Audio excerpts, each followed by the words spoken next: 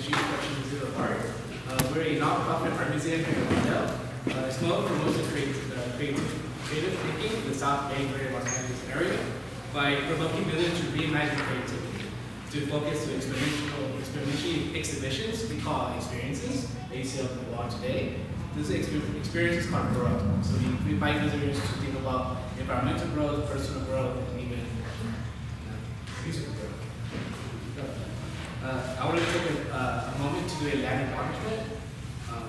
We acknowledge the Tahoe people as the traditional caretakers of land that we program, curate, educate, and discuss. We honor and pay respects to the Tahoe ancestors and Tahoe community today, which continues to nurture this land through traditional practices, activism, art, and education. I'd like to welcome the Segundo Brass Ensemble and the Saxons, who are the chamber music ensemble of South Bay Music Association, CBA, which is a nonprofit which goal is to promote live music in the South Bay. Thank you, Brian.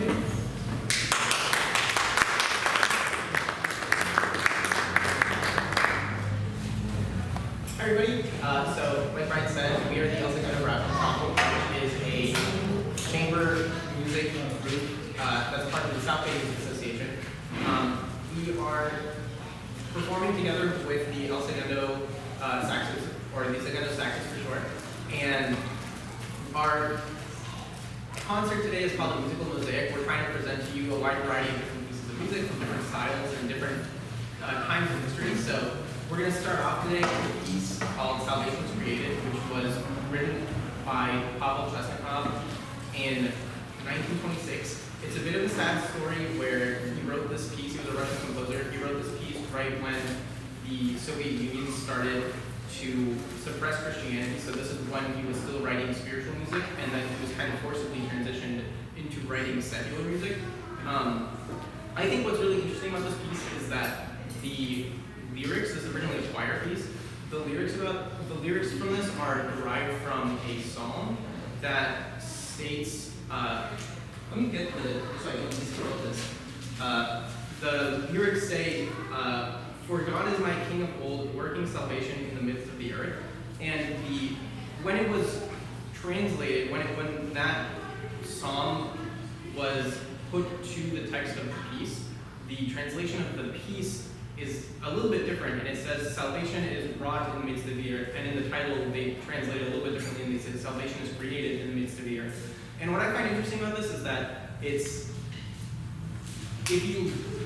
kind of removed these, not exactly removed, but they've taken an element of the spirituality out of it. So even if you're not somebody who is particularly spiritual, I think it's really easy to connect with this message that if you want to find meaning in your life, you can go about creating it yourself by engaging in different communities and by engaging in the world around you to find your own meaning. And I hope that that's what we're all doing here by engaging in musical communities, engaging in artistic communities. So for our first piece today, we're going to be playing Salvation Was Created.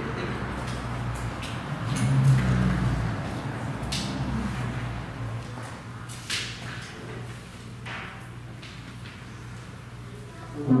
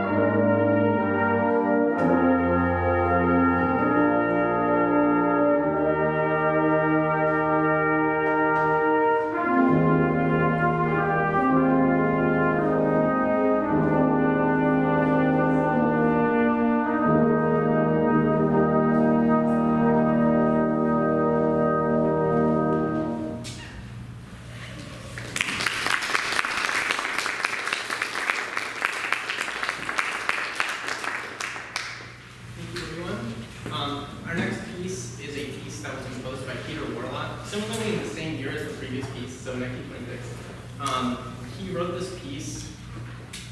Peter Warlock was like this British composer who was a little bit eccentric. He was actually named Peter Heseltine, but he wrote under a pseudonym of Peter Warlock because he was really interested in the occult.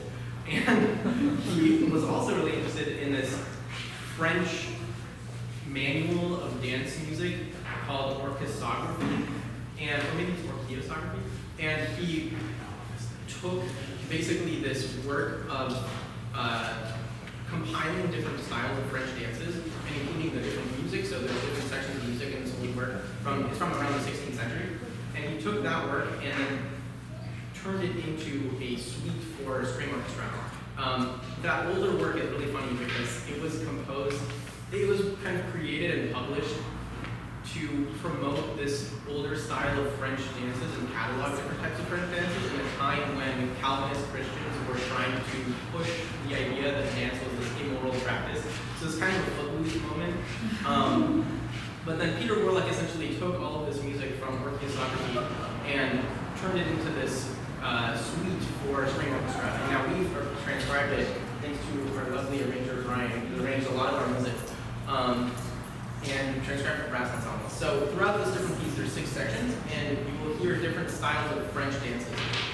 One that is particularly funny is section 5, where they write the name of the movement is Pieds en l'air. I'm not going to pronounce it right, but it translates to feet in the air, which is kind of an instruction to the dancers on how to perform the dance. So without further ado, this is the Cactus by Peter Warlock.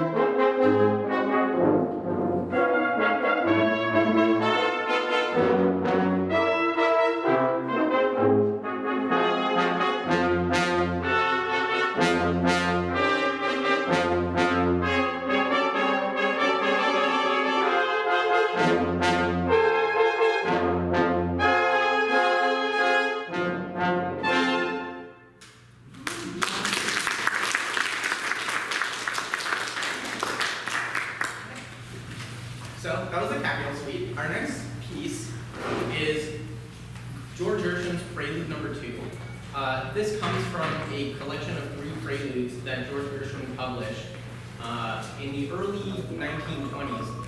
And the interesting thing about this is that he published these from a larger collection of preludes that he wrote, kind of all inspired by early classical music in the Americas around the 1900s, which are sort of inspired by jazz. If you know George Gershwin, that kind of makes sense. And the set of preludes that he wrote was all to be performed at this hotel in New York. And he had this larger set of preludes that he wanted to, and that he did perform, and then 5 of them got published, and then the other 2 are like kind of lost to history. But the exact 5 that got published, people are not entirely sure which one is which, because the only way that we know what was played back then is by notes that people took of the program, and they were like, this prelude sounds mysterious, and this prelude sounds like inspired by this other piece that George Gershwin wrote. So there's a lot of kind of historical fact checking to figure out which prelude is which prelude. And there are people publishing research papers about this, and it's really funny. So this is the second prelude that he actually published. Are any recordings of that era? I think there are recordings, but I don't know if the concert was recorded. So you can listen, I think you can listen to George Gershwin playing this, but I don't know if you can listen to it in a way that, I wouldn't be able to describe that to you in more detail, because I don't actually know. But I don't think there are recordings of that concert. I think there are recordings of George Gershwin playing this piece. But yeah.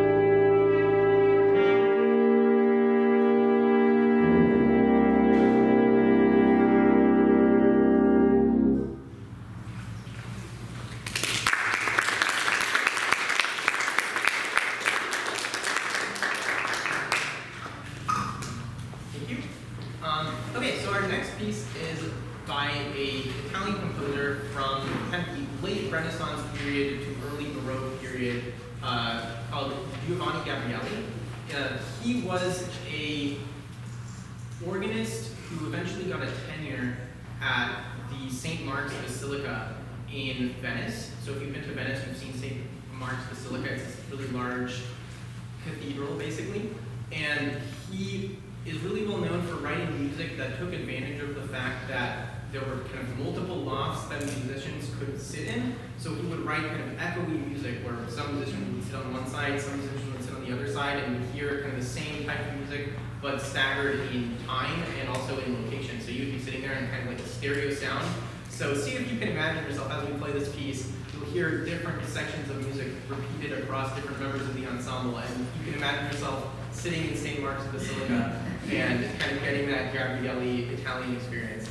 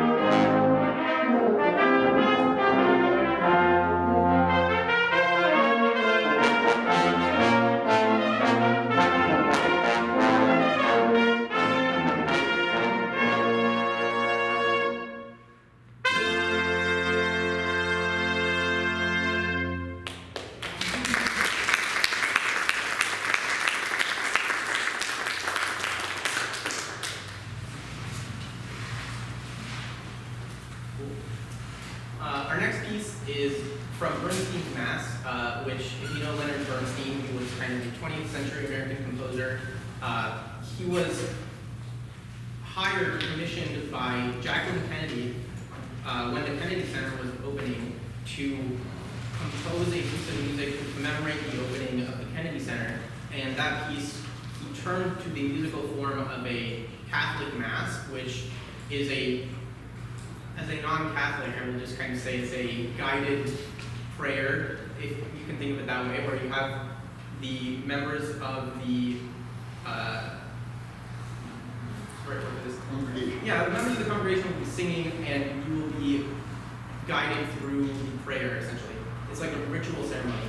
And he, being kind of inspired by Broadway and different types of 20th century music, very much made it his own thing. There's like a marching band in it, there's a rock band in it, there's Middle Eastern music in it, there's kind of serialistic 12-tone music in it, I think.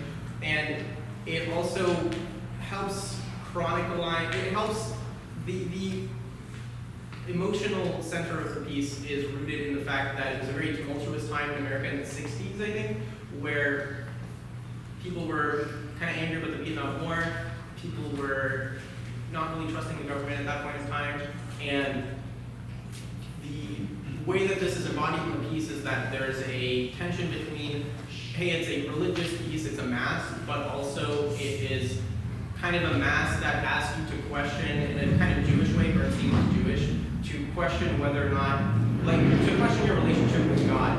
And you have people in the mass kind of not understanding how to correctly interface with that. And eventually, there's all these different musical ideas, and it all resolves in a celebration of hope and kind of a vision of optimism for the future that culminates in this piece that we're going to play for you, which is called Almighty Father. Oh, funny story about this. I'll say the funny story at the end. I'll say it after.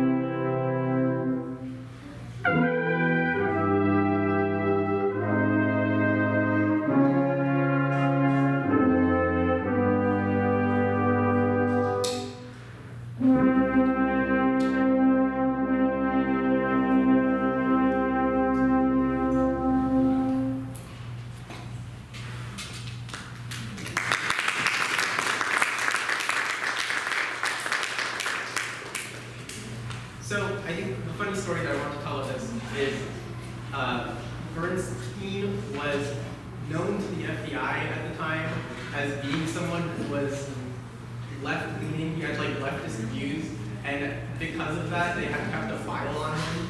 And when it was like, hey, he's gonna write this piece, he was writing with a guy whose name I'm forgetting, let me find it. Dan Berrigan, who was a Catholic priest who was a very anti-war guy, and he had gotten arrested a few times, and he was really, really into like this political activism, and Bernstein collaborated with him when writing this. And they had heard about that, and they had heard that like generally Bernstein is left-leaning dude. When he was going to be performing this at the Kennedy Center, Richard Nixon, who was the president at the time, was going to be invited to make an appearance. And the FBI told Richard Nixon, like, hey, this piece is probably going to be very anti-war, you shouldn't go, because it'll be bad for your image. And then as a result, Richard Nixon did not go and was like, oh, I'm not going to go, I don't want to like upstage Jackie Kennedy because she was like going to be there at the opening. He was like, I'll let it be her thing. And that was kind of this quote that was the reason he didn't go to the Kennedy Center with music. But yeah. Okay, so this next piece we're playing is a piece that I actually wrote. It is written, it's a kind of a romantic piece that I wrote for an ex-girlfriend. Her middle name was Chaya, which in Hebrew is kind of derived from the word Chai or Chaim, which means life. So this piece I wrote, I titled it Shira Chai, and Shira is both the Hebrew word for song, so you can think about it as the title meaning song is alive, or Shira is also a way that you could say her song. So in another way, it's like her song is alive. So that is kind of the etymology of what this piece means. Musically, I was really inspired by a Caleb Hudson piece. Caleb Hudson is a former trumpet player for a really premier brass group called Canadian Brass. and he wrote a piece called The White Rose Elegy, which was for this movie about the White Rose resistance movement in Nazi Germany. So there was a group of students who really were not cool with the rise of fascism, and they resisted the Nazi movement, and as a result they were, I think, mostly killed. And there was a movie about this that Caleb Hudson and Canadian Brass scored the music to, and then Caleb Hudson wrote a piece that's kind of a, what's it called? An overture for this movie, for the themes of this movie. And what I really like musically about that piece is that there's a lot of these layered chords that happen where different members of the brass ensemble will play on different eighth notes and kind of give a bell tone effect where there's a nice texture that's just an ostinato of a bunch of different entrances by different members of the brass group. And then there's a nice soaring solo beneath that in the tuba. So I kind of wanted to like take inspiration from that when writing this piece. So take it away.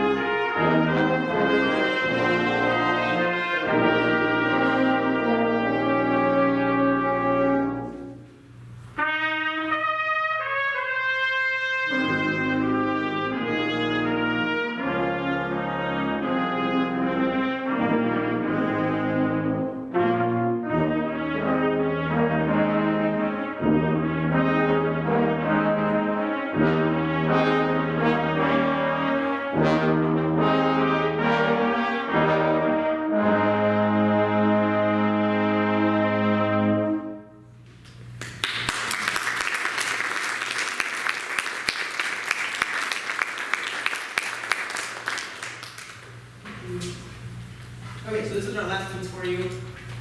This piece is called Beach Spring. If you look in your program, it's spelled beach like going to the beach with the sand and butter, which is really funny. In the first publication of this piece, it was a misspelling. It's actually supposed to be B-E. Oh, there's just two. The end of B sounds like an E. It's Beach Spring spelled like beach the tree, the beach tree. That comes from the Beach Spring Baptist Church in Georgia, where essentially what this piece is it's a hymn tune and a collection of hymns from the Protestant New England, and that collection is called the Sacred Harp. So if any of you are like jazz musicians or have heard or been around jazz musicians, you may have heard of what's called like a reel book, where you have a list of popular tunes that everyone's played kind of the same tunes, and everyone can pull up that book and know what all the songs are. So this Sacred Harp piece, the Sacred Harp book is basically like a real book, but for Protestant hymns, and it was published in I think like late 1700s by a guy named Benjamin Franklin White, and he was a composer of these hymns, and he was really interested in this thing called shape note music, and he helped push that through the publication of the Sacred Harp text. And essentially what that means is it's a communal way for these Protestant communities to engage in music that otherwise maybe they wouldn't. So it's kind of a way to push music education too, where you'll receive the music, and instead of just looking like the way that you might expect music to look like, where you have these round note heads, they have shaped note heads, and each scale degree has a different shape to it. And that helps people who are less familiar with reading standard musical notation kind of pick up on what scale degree each note is and help them figure out how to sing it with the other people who are singing. And it's a very communal form of music making where people will, it's not like how we're playing where we're all facing one direction. Everyone will face the center, and then they will all sing it. They will be in different sections. So they'll have the bass section, and then they'll have tenor, alto, and soprano sections all in a circle, and then they will all sing facing each other. And it's very interesting. You should totally look it up on the internet. The way that this works, it's kind of folk music derived, so a lot of the pieces, like for example this one, is based on the pentatonic scale, and that's a very common attribute of folk music. And they also will have a very rhythmic tradition. So if you think of a regular hymn, you wouldn't necessarily expect it to be very rhythmic, but a lot of these hymns are very rhythmic, and it helps you as a group of singers that doesn't have a director play in time and kind of get into a shared pulse. So maybe you can hear some of that in this arrangement.